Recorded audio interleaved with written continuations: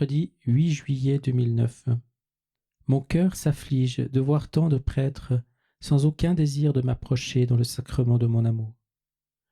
Leurs cœurs se sont refroidis, mais mon cœur continue malgré tout de brûler d'amour pour eux.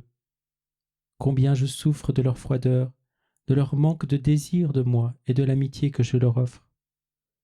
Je me fais mendiant devant eux, je les implore de bien vouloir accepter mon amitié et de me donner ne serait-ce qu'une heure de chacune de leurs journées. Une grande partie de leur temps est gaspillée pour des choses sans valeur, des choses inconséquentes, et moi, pendant tout ce temps, j'attends qu'ils viennent à moi. Entendront-ils mon appel durant cette année sacerdotale? Se détourneront-ils des choses périssables qui les fascinent tant et les tiennent en esclavage pour venir à moi, qui peut les rendre vraiment heureux et leur donner ce qu'aucune créature ne peut leur donner? Mes prêtres ont besoin d'une grande révolution, une révolution d'amour. J'ai vu les vies de tant de prêtres, je connais leurs souffrances, rien ne m'est caché. Je vais susciter une société d'amis de mon cœur, de prêtres adorateurs de mon visage eucharistique. Je les réunirai comme jadis, j'ai réuni les 12 dans la chambre haute, et je leur parlerai cœur à cœur, comme un homme parle aux amis qu'il s'est choisis. Je soignerai ceux qui sont blessés, je régénérerai ceux qui sont exténués. Je les sanctifierai tous, pour autant qu'ils tiennent compte de mon appel, et en entendant le son de ma voix, qu'ils me recherchent et apprennent à demeurer en ma présence. C'est ainsi que je renouvellerai mon sacerdoce durant cette année de grâce.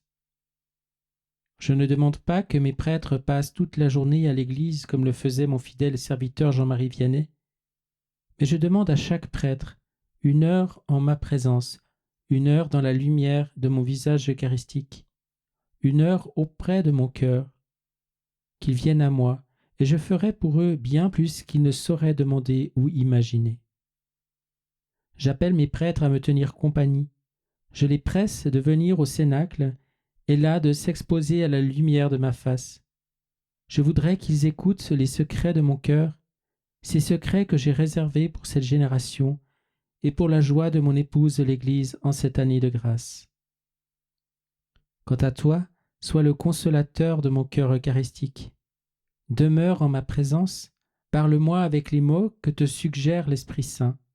Écoute-moi et reçois les paroles que je t'adresse, paroles qui communiquent quelque chose du feu d'amour qui flamboie dans mon cœur pour toi et pour chacun de mes prêtres.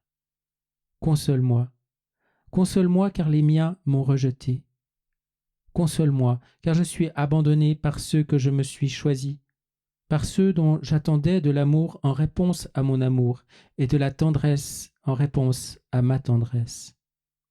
Toi, au moins, donne-moi toute la tendresse de ton cœur et sache que mon cœur est ouvert pour te recevoir et pour être le sanctuaire de ton sacerdoce ici-bas et dans le monde à venir.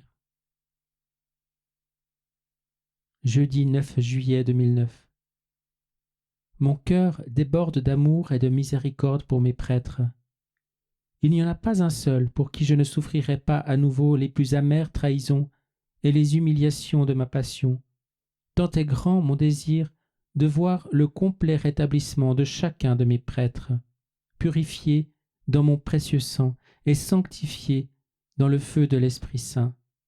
Tout ce que j'ai souffert alors, et plus particulièrement les douleurs de mon cœur sacerdotal, reste jusqu'à la fin des temps à la disposition des prêtres de mon Église, les amis choisis de mon cœur. Mes souffrances demeurent pour eux une source de guérison. Pour mes prêtres s'écoule de mes plaies un baume de pureté et d'amour. Si seulement mes prêtres voulaient bien s'approcher de moi en appliquant à eux-mêmes les mérites et les vertus de ma très douloureuse passion et de mon très précieux sang. J'ai connu des moments durant ma passion de tous les plus sombres où mon cœur s'est trouvé comme broyé dans un pressoir, sous le poids d'une douleur indicible. C'est alors que je souffrais plus particulièrement pour mes prêtres. Je les ai tous vus défiler devant moi en une interminable procession jusqu'à la fin des temps. J'ai vu les péchés de chacun, les trahisons, les sacrilèges, et la froideur de leur cœur. J'ai vu aussi ceux qui vivraient et marcheraient dans la lumière. Ils étaient ma consolation, et en chacun d'eux je voyais l'influence de ma mère très pure. Elle les avait formés pour moi, et elle continuerait d'en faire autant jusqu'à ce que le dernier prêtre soit ordonné, et que les sacrements donnés à mon Église entrent dans le flamboiement de gloire qu'ils signifient dans le temps. J'ai regardé dans les yeux chacun de mes prêtres.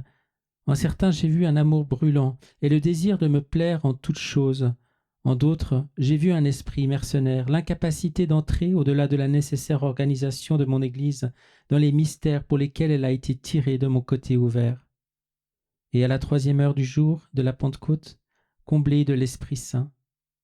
En d'autres encore, j'ai vu une terrible indifférence, la perte de leur premier amour, la trahison de tout ce que mon sacerdoce représente. Voilà ceux qui ajoutèrent à mes douleurs une tristesse incommensurable. En cette année dédiée aux prêtres, je demande aux âmes sacerdotales de me consoler et de compenser pour ce qui manque encore en partie à mon sacerdoce. Pour la froideur d'un si grand nombre, je demande un amour tendre et sans partage. Pour l'indifférence d'un si grand nombre, je demande un saint zèle. Pour l'irrévérence d'un si grand nombre, je demande une conscience renouvelée de ma divine majesté et de la sainteté qui emplit mes sanctuaires. Le temps est compté et il passera vite. Que mes prêtres reviennent à la blessure de mon côté, qu'ils se laissent guider par la lueur qui brille sur mon visage eucharistique pour les attirer en ma présence. Je les attends. Je désire d'un grand désir leur compagnie et la consolation qu'ils sont seuls à pouvoir offrir à mon cœur transpercé.